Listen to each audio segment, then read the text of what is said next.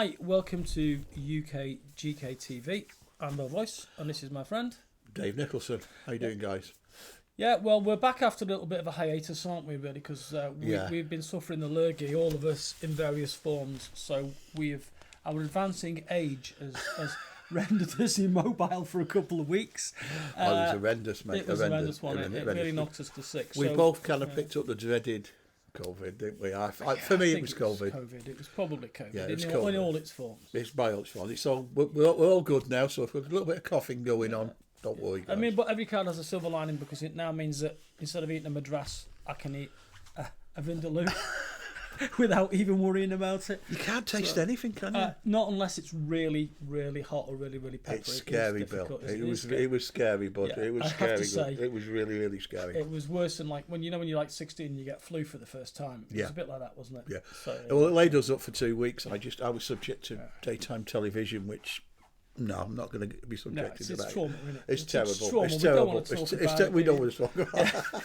But what I can tell you how to make a nice blouse. Oh, can you? Can you? I can tell you all about what concerns middle-aged women as well. Yeah, that as well. Yeah. Menopause, all that sort of stuff. Yeah, we're totally good at it. We're clued up now, so we'll be better. We'll be more woke than we were. We're more woke, yeah. But the thing we do want to talk about was the success of the last video, which was about 1950s and 60s sci-fi movies, and particularly TV series from the time like Outer Limits and The Twilight Zone, and that really got a lot of people talking. That was the point, wasn't it? We got people talking about a subject that they didn't really talk about before, so that was good.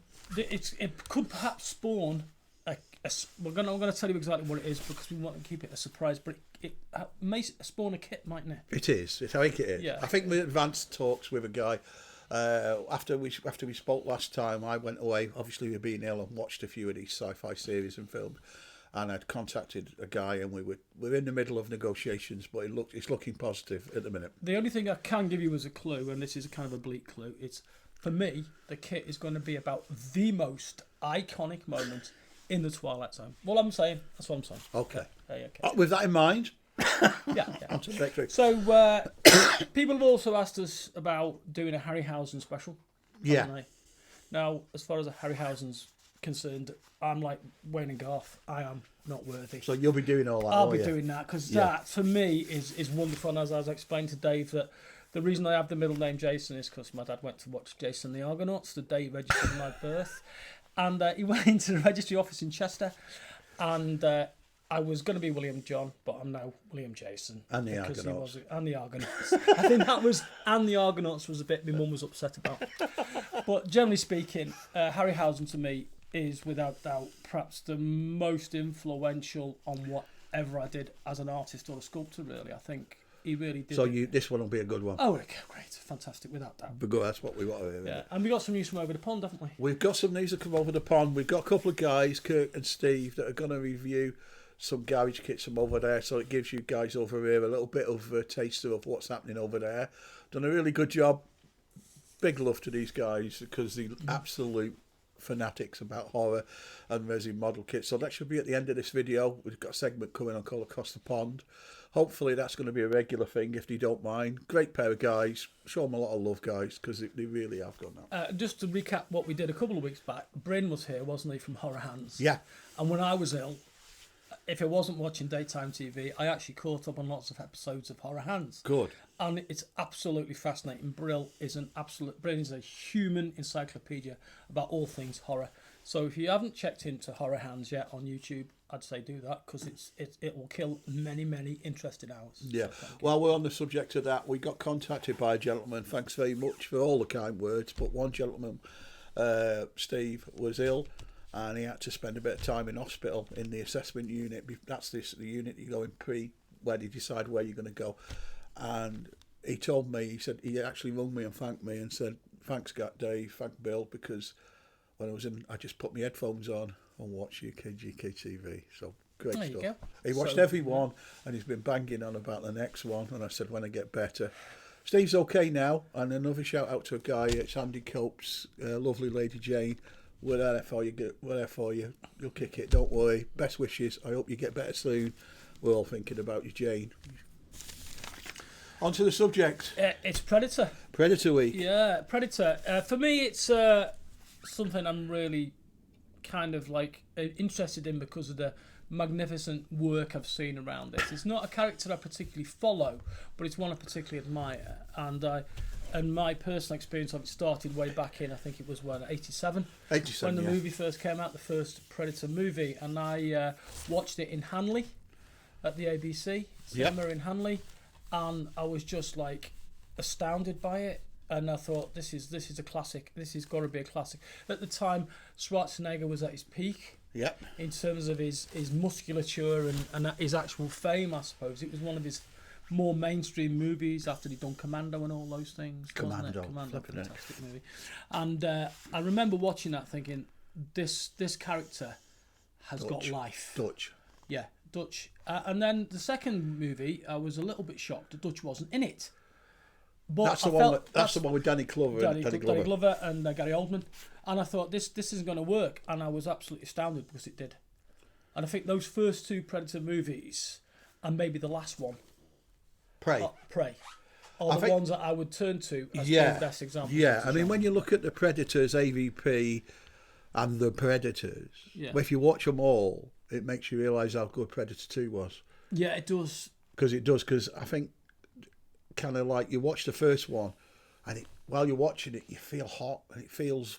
Really like the jungle. Yeah, and the music sets the scene. Yeah. And then you watch the next one, and the same thing, it's the same feeling you get. And then it kind of went a little bit... I think they missed a trick on the middle movies. You know, the idea of the Predator being in the jungle amongst sort of terrorists, or these Sandinista type terrorists. I loved that background story where there was a reason for the Schwarzenegger character to be there.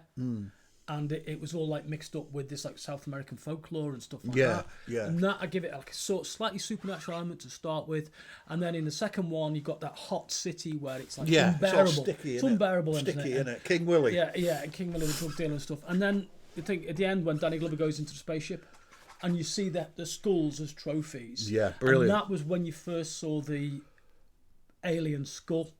Yeah. What about the last one, Prey? I love the last one, Prey. See, I like that one. I liked it because what it does is it puts the Predator in an interesting scenario. I thought it was good. I really enjoyed that. But the middle ones were all a bit samey. It was army bases and lost temples in the Arctic and stuff, and it didn't quite have that authenticity. It didn't have that grit, did it? Didn't have the grit. They were very much a kind of thing what I was thinking. It was almost like the middle films were almost like a TV series that had been compacted. Do you not think at the middle films, the actual Predator itself got more sort of streamlined and more sort of sleek, whereas in the first two it looked kind of bulky and it looked like a beast. It did look like a beast. Not really keen on the design in the last one. I think that was a little bit smooth. Not quite as good as the other two. I mean that was the one criticism. I thought the face was not as good. It was good, but not as good. I think the first two had an alien creature that looked very, very alien. Like reptilian, didn't it? Reptilian. It had that face on it like a spider almost. Like that jaws, like insect jaws, but it had a reptilian body. Had like reptilian hands and claws. And I really enjoy. I love the idea of it being a sort of not a bounty hunter, but a big game hunter, but using the universe as its like savannah. And I felt in the middle ones, it all became a little bit too military and clinical. Yeah. Did you see the original design for the Predator before Stan Winston got his hand on it? Did you not see that? I didn't know. No. Well, originally Jean-Claude Van Damme played the Predator, so he was instead of Peter Hall. So basically, it was a green sort of, almost like a locust type character. Okay. Yeah. And then they obviously didn't like it, and then they got Stan Winston in to do it, and then obviously the rest is history. Oh, well, it's Stan Winston, isn't it? The guy that plays the Predator is also the guy that flies the helicopter at the end. The black geezer. That's it. It's the coffin. Yeah. So yeah, it's the black geezer. Okay, it's the black geezer. I see. And you'll probably you can tell this is not rehearsed. There's one guy that's actually been killed by an alien, a Predator, and Terminator. It's been killed by all three. And who's that? Answers below. Oh, that seems so like one guy, for me. That is. There's one guy who's been killed by them all. Predator. So he's been killed by a Predator, Terminator, and an Alien. You'll look. It's easy. Which Terminator? Terminator 1 or 2 or 3? Oh, first one. On the original. Yeah, first Terminator. It's James Cameron, wasn't Yeah, first Terminator. Yeah. He was in Aliens, and he was in Predator 2. Well, there you go. Aliens. Oh. I think that's right. Bill Paxton. Yes. There you go. There you go. Not far. Not far. Bill Paxton. It was when you said Aliens. Because I think he's he's pivotal in that, isn't he? Because he's like and almost he's the like guy a hero, he's the guy in the linen suit in the second one, and at the beginning of the first Terminator, he's one of the guys one of the hoodlums at the beginning. So there you go. Into Every Day's a School Day. Was he in Fright Night? I'm not sure. It's a guy in Fright Night who looks a bit like it. Maybe not. But anyway. Bill Paxton, sadly, gone, hasn't he? He's, he's gone now. But what a great thing to put on your moniker, that. It's fantastic. Yeah, killed by everything. Right, back to the model kits that were spawned this. I remember originally from the first Predator film, this was when the garage kit industry was very in its infancy, and there wasn't a massive amount of Predators out at the time then, and it basically got, when I was first collecting them, there was like quite ropey copies, but it was all we had, and then we moved on then to the Dark Horse ones. Remember the Dark Horse? Yeah, the Dark Horse and the Billiken were the ones that I remember. Yeah, the Billiken ones. The Dark Horse one was the one on the skulls where he was kind of roaring. That was massively popular over here, wasn't it? Hugely popular. You still can get that if you look on eBay. That was cast in cold cast by Randy Bowen. And then he fetched out the Argonauts ones. Remember them ones? Yeah, you told me about. I wasn't familiar with that kit range they were at the vinyl, time because it was they? kind of pre my interest in this. I was still working in the pottery industry at the time, and I remember you saying that they're a proper 1/6 scale, aren't they? Which makes them quite a big kit. Doesn't they were kind of oversized. Yeah, the size. Oversized. Yeah. Well, over human sized. You know what I mean? We've got to remember it's what 7 feet tall or whatever, isn't it? 8 feet tall, whatever. So when you put him up against another 1/6 kit, they always look massive, don't they? Because it is big. It is big. But what stands out for me is there was a company in the early days called Creatures Unlimited, and they did like a confrontation. They did 2 confrontations. One of them was Arnie against the wall, not the 911 guys, you Predator nuts, not the 911. This is way before now, and he kind of had him against the wall. They were fighting. I'm sure it's Lee Ames. And then he did another one, which I didn't think was as good somehow. The first one kind of got it for me, which was Danny Glover on the floor fighting the Predator 2. So I remember seeing an image of that. Them 2 were out in the day. They were the garage kits. And then I've adopted the stuff that's out now. I still put it in production, which is like the Steve Burns one, where he's the stalker, where he's kind of crouched down. So we did them. And then there was a guy contacted me called Ian McLaughlin. He was a massive Predator fan, and he did a few Predators for me, which I'll put pictures on at the end. So that was sort of like over here. But I'm sure there was and then we kind of moved it forward, and then Naren got involved in it, didn't he? Yeah. So Naren's done every single Predator you can possibly think about. To me, the Naren Predators are fantastic, and they're finished really nice. They're just really cut and buff and stuff, and so they kind of. To me, I like it to be a little bit truer to what we're looking at. You know, the style. Yeah, there was a point where they became a little bit stylized and generic, didn't they? A lot of the kits. I mean, and I suppose when you're looking at the Billiken and the Dark Horse ones, the Billiken one was a little. The detail wasn't as incised as some of the others. Was all the abs are cut in the stuff. Yeah. So I mean, you've also got it's a painting nightmare, isn't it? Because of that net armor that's the netting it's got on that energy net it wears. Yeah, that's a nightmare to paint, I imagine, and it's a nightmare to sculpt as well, because it's a kind of almost a surface detail, but at the same time not enough to. I suppose you have to exaggerate that kind of feature and the netting. Yeah. And I mean, talking about doing it from a purely hands-on clay kind of thing, it's a nightmare. It must lend itself much more to a 3-dimensional sculpting, a printed sculpt, rather than laying the net on the laying a net on the top of it. Yeah. I mean, I think now we're in the middle of a massive dominance with Predator kits. We've like to say that keep going on about Naren, but credit where credit's due. Gentleman's doing some fantastic Predator kits. The one that sticks out for me which I thought to me is it's got to be one of the finest Predator kits that was ever made. Garage kit was the John Wright one, because he did it in that pose. You know when at the end of the first film where he sort of goes, puts his hand out the Predator and his jaws come out, and it was amazing. And this thing was massive, so it was true 1/6 scale Predator, but it was all lumpy and bumpy like it is in the film. In the film, so it was kind of, it wasn't all ripped and buff. It's become, I think over the films it's become the creatures become more and more conventional, in a sense that it becomes more and more human. I remember in the first couple of films it was very reptilian and the insect-like face with the extending jaws and stuff. I thought it was a really good mix of lot of images. I read somewhere that during the making of the first film they got a guy called Steve Wang. Big shout out to Steve, really nice fella. He did all the painting of the Predator suit on the first movie, and he took his inspiration from the colour scheme from insects, insect skin, and he also all the brown markings. He had an apple, not an apple, a banana. And, when it oxidizes and you get all the brown streaks and stuff on the skin. That's where he got it from. That's what I believe, and the colours come from that, and that's a guy called Steve Wang. I think that as a character in a movie, though, I think it's just very well imagined and it's consistent. Yeah. I mean, I know the makeup has changed slightly over the distance between the two films. The recent one, which is Prey, which I really like, and the first one, I know that's changed, but the character, what motivates it, the actual almost like tribal kind of culture behind it.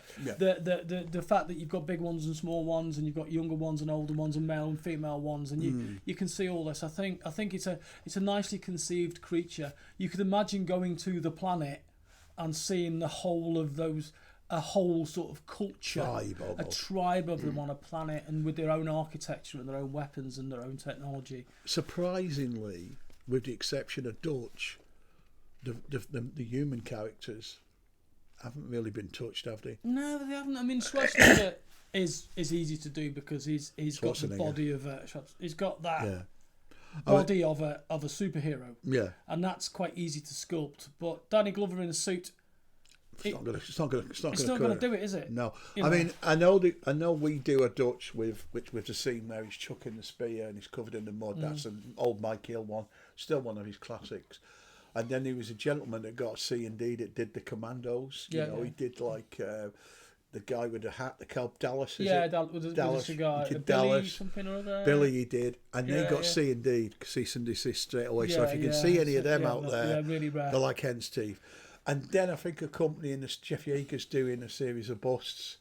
He's just done a Dutch, and he's just done a Billy with a knife, which is quite nice. And can you believe, I didn't realise this till recently, they've done the bro shake, you know, that kind of thing. I've never seen that. They've done a bro shake. It's just two arms. I didn't realise they'd done that, but apparently they've done this thing called the bro shake, and it's the two arms. If you've got it, guys, let us know. And it's the two arms, and it's the Predators on a wall or something. Right. Okay. And they kind of just, holding it like arm wrestling. Oh, there you go. Just like I got a bust quite a while ago, and I was just sitting here thinking I had this bust, a beautifully constructed alien Predator bust. Yeah. And I said I couldn't remember. And I think you said it was. Mike Hill. Mike Hill. Beautiful. The kit was like in 6 parts, but most of it was the jawbone. Yeah. I think it's Mike. But the detail on the face was like. I think it's Mike. Great. Yeah. Was that Stan Winston? Did you say? Stan Winston did the effects. Stan Winston was called in, wasn't he? Because they weren't happy with the insecty character. Because that, when you see it running around the trees, or you see the morphing bit, that's. Jean-Claude Van Damme. And that's the original bit of the movie cut. Yeah, but and then luckily you can't see it because it's got the three-dimensional camouflage. Yeah, so which actually it's not. I don't think it's quite perfected, but I think they've actually perfected a very similar camouflage effect for armored vehicles. Oh right. Which uses like reflections and stuff. It's weird, but there's almost like an armor plating that you can get. Which weird. I've seen pictures of it on the internet. It just like shimmers, and you can't quite make it out. Sci-fi is always fact, isn't it? Fact, yeah. Did you spot the deliberate mistake in the Predator original first film? Did you not see it? Go back and watch it, guys. If you don't know what this is, when the predator's up in the tree, and the black girl, a black guy, God bless him, he's just passed away. He's Dylan. He's just passed away. He's got a machine gun. Oh, he's got a Gatling gun, hasn't he? And then he cuts his hand off, doesn't he? Yeah. Well, look at the still. He's got his hand underneath it. You can see. Is he still there? Brilliant. He's got his hand down by his side, and then he's got a bit hanging here, and you can see the hand at the bottom. Fantastic. I love that film. I think there was. I can't remember which one it was. Was it Predators in 2010? It's got Brody, that guy out of King Kong. Oh yeah. And which I never found him as a convincing mercenary character. No. Yeah. Somehow it did. Yeah. Somehow I never found him convincing. I don't think he was particularly good. Lawrence Fishburne's in that movie, isn't he? Yeah. And he's been on the planet in that crashed spaceship for many years. I just didn't feel in that movie there was enough backstory. No. I think it was left too vague. Yeah. And I felt that. I think you were saying that the next one is going to be set in World War II. I believe that the last one in the series is a World War II or World War One. It's definitely a World War One. I've seen maybe a mock-up poster, but I'm kind of looking forward to it. I wasn't completely convinced with the sort of face on that one. I don't know why. I just didn't like it. I mean, we've done a series of busts. We've done like a wolf predator and a prey predator. Darren Kent did them for me. And Darren loves his predators. He's currently now working on more for the series, so I don't need to tell you what's going to come out of the new Predator bus. And he did the Predator kind of hanging in the tree, because I thought, well, why has nobody ever done it hanging from the tree? And I thought, well, let's do it. Let's do that. Be good. So Darren's your man with your Predator, your aliens, but we'll leave aliens at the minute because that's down the road. But yeah, so for some reason, Bill, I know you're whatever, but our side of the pond, and then this side, like the Far East, we seem to love Predator, but it's not as popular in the States somehow. It's like our Frankenstein, I think. But I'm sure I'm wrong, guys. Don't shoot me for this, but they don't seem to have that sort of, love, as much love as we do. Why do you think that is? Is it me, or do you think that? No, I don't. When I look at the Facebook boards, I don't see many Predators. I see a lot of alien stuff. I don't see many Predators. Not coming from that side, no, you mean? not as much. I don't know. I think it's because I suppose in America there's so much choice. This might be just me totally bemused by the fact that America is an incredible place, and I've been there a couple of times. Massive, and it's isn't it? Just massive. Lovely guys. And the great guys, when you meet people there, particularly in the hobby, they're absolute salt of the earth, aren't they? Yeah, lovely people. But I think they've got so much choice over there, and I think over here we don't make enough of our own sci-fi. And I think that's the case in America to an extent. They don't make enough of their own sci-fi. We were talking about this last week regarding Doctor Who, weren't we? Yeah. I think you've got a surefire winner if you do Universal Monster, providing it's good, in the United States. If you do a Predator, it tends to go to Europe and the Far East for me. So from a business perspective, whichever area you're aiming this for, I can virtually tell you, if I did if we did a really nice Karloff, it would, States would be the ones that go for it. Yeah. Whereas if you did a really nice Predator, it's going to go into Europe. That's my experience. I might be wrong, guys. Just as me, it might be the way I'm marketing it. Because if you think, when I think of Predator, it's like if you go to, say, somewhere like Holland or Germany or Denmark or Norway, all those northern places, they still have that sort of feel for the Gothic. And it's the sort of like, it's still heavy metal country, isn't it? Yeah. And to me, Predator is almost like to me, it's weird. I see Predator and I think heavy metal. Because of the way I feel it's almost related to somebody anyone that can actually be into their metal is kind of into Predator. And it's something I've seen from friends. It kind of goes hand in hand with that metal lifestyle, because of the long hair and stuff like that, and the idea of it being almost like a bounty hunter. And one of the things I thought they should have done, and I think they've kind of done it with another movie, and I'm trying to think of the movie, but Predator would have been brilliant in Viking times. Yes, how good would that be? Imagine Vikings and Predator axes, you know, and shields and like fields. Yeah. Trouble is, obviously, it's freezing cold, so he couldn't. That's what I was That's going to say. probably why he wasn't there. But you can imagine there was a film, and it was like a guy crashes in a spaceship and he crashes into medieval, pre-medieval Europe, and he's surrounded by Vikings, and there was a monster in the ship that he's chasing. I can't remember that. But do you remember it vaguely? Yeah, vaguely. Yeah. And that was almost like a Predator thing going on, but in a cold environment, and I kind of like that. I'm trying to think I was kind of the biggest disappointment for me with the Predator franchise was I used to read comics, obviously, as I've said in old episodes, and there was a Predator comic by several. What I remember, like Dark Horse, and one of the stories which would have lent itself perfect to the sequel was Dutch waking up after the experience in the jungle, and he's basically managed to keep the hat, the helmet, and basically what he does, he wakes up after being traumatic, and he's come out of whatever debrief and stuff, and it's warmer still, so it's him lying in his room, his apartment or whatever that it was, and he's got this helmet and he can't understand why everything feels wrong, and then when he puts the helmet on, he looks out of his window, the spaceships are outside. Yeah, in the air. Did you see it? I remember reading it. Because I remember there was a compilation book called Aliens and Predators. Wouldn't that have been a great And that would have sequel? been a great movie, because he looks out the window and you can see them over New York, can't they? Just like suspended. That's it. And I thought, why scene. hasn't somebody gone along with this, run with this? Yeah, run with this. Maybe they couldn't get Schwarzenegger to do a sequel, I don't know, but that would have been so good if they got some sort of artifact or got the helmet or they found the helmet. I think Schwarzenegger's star was rising so fast at that point, and then they were making Terminator 2. I think he just wasn't available for it. I think he'd become so expensive. It would have been so good, that one. It would have been a great sequel. He's maybe a little bit old now to do it, Arnie. So God forbid. Never say never.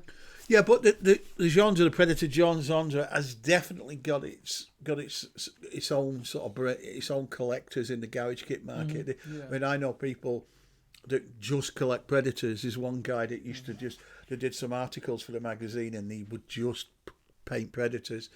There are sculptors, believe it or not, that when I contact them, won't sculpt them because everybody else has done them, which is bizarre. So a few of the guys that I use, I say, I'll do anything, but just don't give me a Predator to do. Why is it too hard? No, everyone else has done it, which I think is mad. Actually, probably not, have they? I'm not skilled. I'm not skilled. I'm not skilled in that department. You tell me, would a Predator be difficult to do? For me, yeah, I could do the head. And I could do the head and the dreads, and probably the body, but I'd make for me it just looked like a middle-aged Predator. It would look like what's his name, Homer Simpson Predator. There's one. He was actually a really fun kit when I went. Yeah, and he was sat. It was Predator with a beer belly sat on the couch. Yeah, that's me. That was what mine would look like, sadly, because I just haven't got the skill to do that. That was one show I went to, but yeah. But it's an interesting subject, that is. But like I said, I just think it's amazing how different parts of the globe sort of favour different styles. But we seem to like Predator in the UK, guys. So anyway, thanks very much for listening again. We hope this has filled that gap. We hope none of you are okay. Be safe out there, guys. Be safe. Yeah. Be safe. It is out there. Coming up next is Kurt and Steve. Big love to them, lads. They've done a really good job of this. Special thanks for all the good wishes. Me and Bill love doing this. We just like talking rubbish for a couple of hours. We do. There is going to be a Barryhausen. Bill wants to do it. You've asked us. Love a bit of stop motion. He loves it. So Bill's going to bone up on that. We have got sort of how-tos. We have got a lot planned for this year. Thanks for supporting us, lads. And girls, obviously. It makes a massive difference. We are going to put tips and tricks. Bill's going to just show you now the first cast that we've had, which is probably the first preview of this year.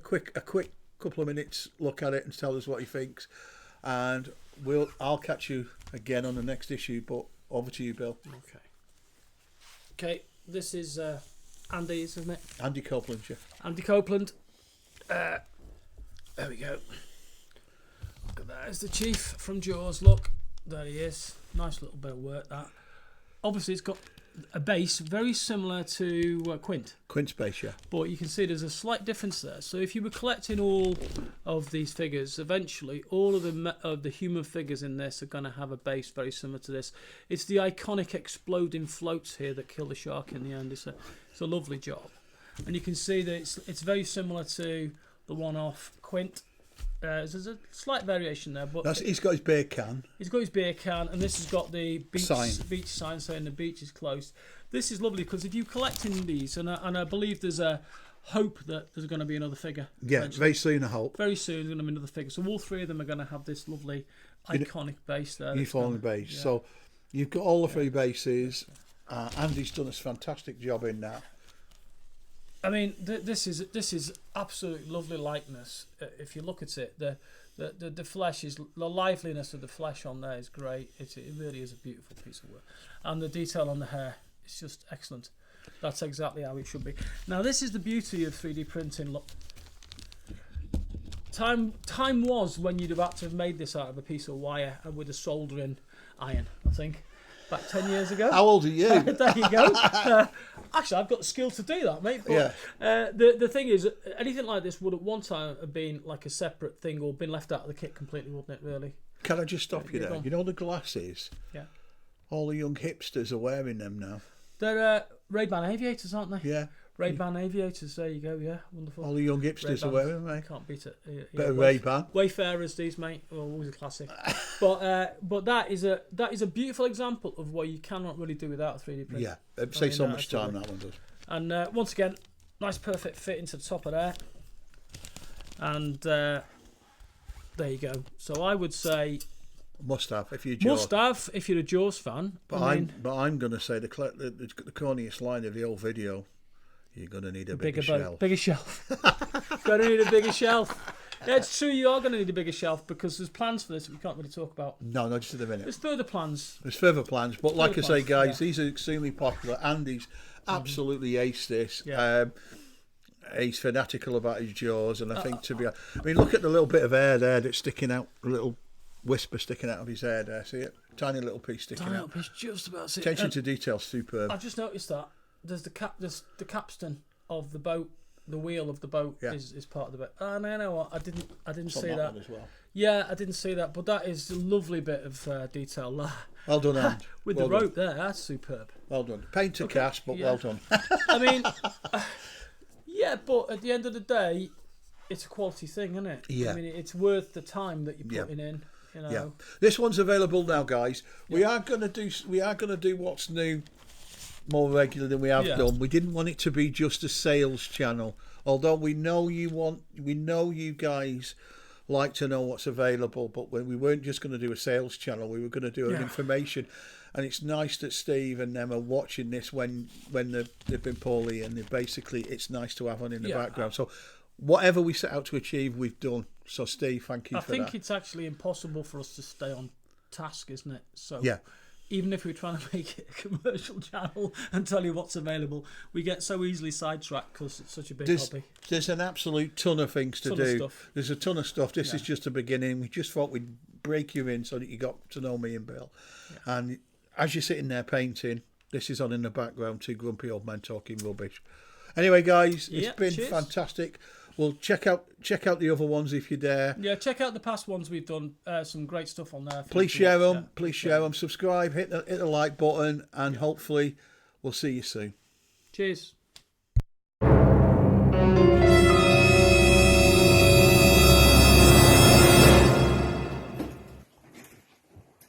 Hello, everybody. My name's Kirk Cullimore. I'm here with my son, Stephen Cullimore, and we're here to review a couple of our friends' kits from Giovanni Zorloza, from Zorloza Creations. Starting with The Fly. 1986, David Cronenberg's The Fly. Here was one of his pieces. It's from stage 3, midway through the movie, where he realizes that he's turning into an insect. And he just discovered that his DNA has been fused.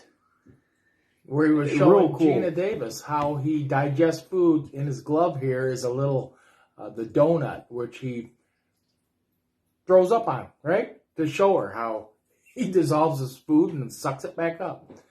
Regurgitates it. This is a very cool piece here. It was inspired by my son.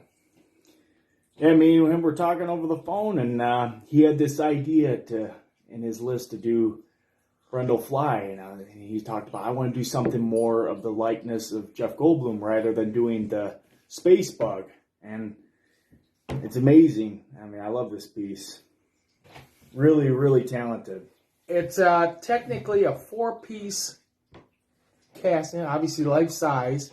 The hand is separate here. I have pinned it. This one has been primed and just waiting to be painted.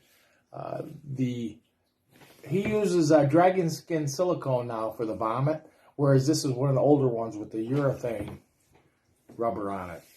And then on the back, there is the little telepod that you can, it's separate, and you can add it to the back there and blend it. Make right a in. little bit of the scene from the motion picture.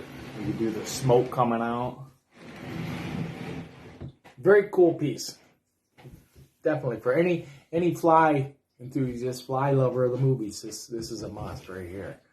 And I think it's the only one I've ever seen of Jeff Goldblum where it still held some of his features. The likeness is amazing. It is. You look at the side, he's got that nose down. I mean, the whole side angle of Jeff Goldblum's face, it's amazing. It really is. It's a beautiful piece. The next piece, what was that, Steve? What do you want to show next? I was thinking we could review Fright Night. Stephen Joffrey's Evil. Look at that. And he looks just like him. You're so cool, Brewster. But this cool crest, too, that he did. And it's again, hangs right underneath. You can put it as low or as high as you want, but he just kind of thought that it needed that extra little something down below, what a perfect fit this was.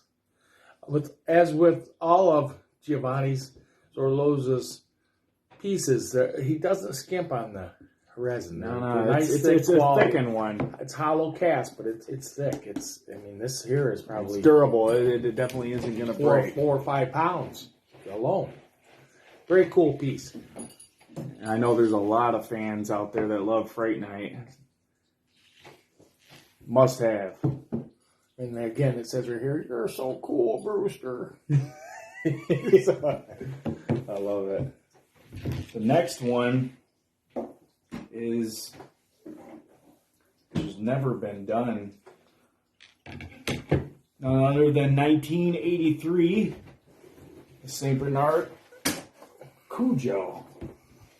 This is a massive piece. I mean, really big. I mean, he really studied the dog. I mean, because look at that. It's just a monster bite. All the canines are separate.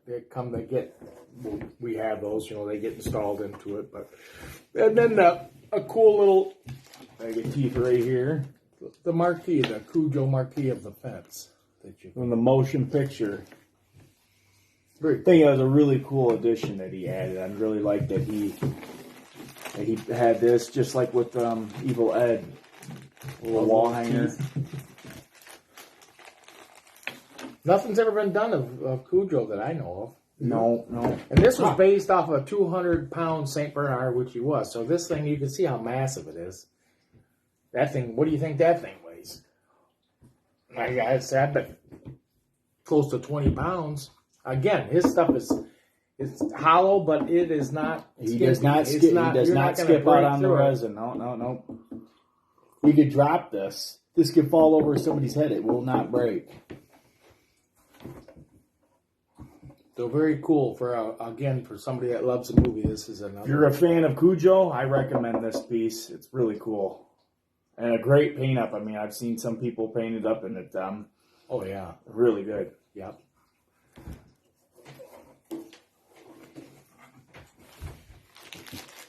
And then the fourth piece is from American Werewolf in London. When we see David's transformation turning into the lycanthrope. This is one I had painted.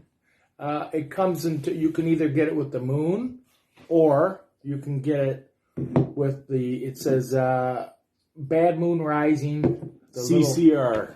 the little London scene. So again, very cool piece. And that's probably that's the a smallest piece he has. It's a big pretty quarter big, though. scale, though. I'd say it's on the large side. So some very cool stuff. Very, very cool, talented guy he is. I mean, he sculpts all his own work. For him, produces it. So again, he's a busy man. Give him all the credit. Very. So very cool. if you're interested in any of these pieces or up and coming ones we're going to preview, this is who you contact right here, Zorloza Creations, and he will hook you up. Well, I hope you enjoyed this. Yeah, we enjoyed it, bringing it to you. So, with that being said, we hopefully will see you next time. Stay tuned.